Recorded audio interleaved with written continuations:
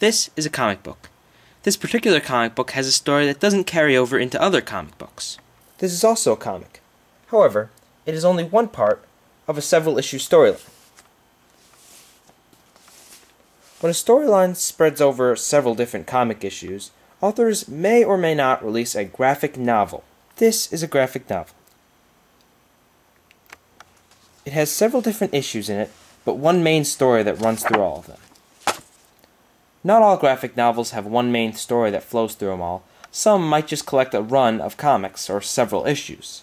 But right now, we're going to focus on the one that features one plot. These are my graphic novels. While I do enjoy all of them and think that most of them are great stories, I have one that stands out above the rest.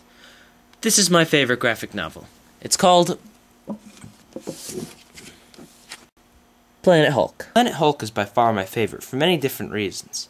For one, it's got quite a bit of violence, a brilliant storyline, and a heartbreaking end. But don't take my word for it. Read the book yourself. And trust me, this book isn't just for comic book readers only. If you like the Hulk, if you've seen any of the movies and you just like the Hulk, or if you've seen the TV show, one of the old ones, and just like the character, go ahead and read it. I mean, you don't need to have any back information on the Marvel Universe to understand the story.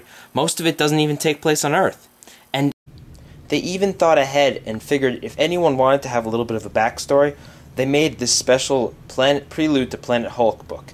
It's not as thick as Planet Hulk, and it only contains a few issues, but it's definitely, and it's not vital to the story of Planet Hulk, but it definitely does give you some background if you're the type of person who likes it. Well, I guess I should give you a brief preview of Planet Hulk. Dang it, would you look at that artwork? I mean, this is only the first page. Look how amazing it is with the shadowing. This isn't even an action shot, and I still think it's amazing. Look at the detail on those creatures.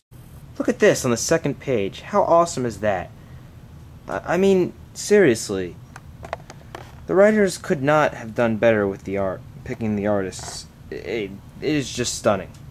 And about the actual story itself, well, let's just say Marvel's greatest heroes have had enough of the Hulk, so they decide to ship him off to a planet where he'll be happy, an uninhabited planet where he won't bother anyone and no one will bother him. Unfortunately, something goes a little bit unexpected and Hulk is accidentally shot onto a foreign planet called Sakaar. I believe it's pronounced Sakaar. I'm not exactly sure. It's been a while since I read it. But anyway, once there, he is forced to become a slave and gladiator. But he works his way up through the ranks and slowly overthrows the king. But things aren't all as happy as they seem. I won't give away the ending, because it's definitely a surprise.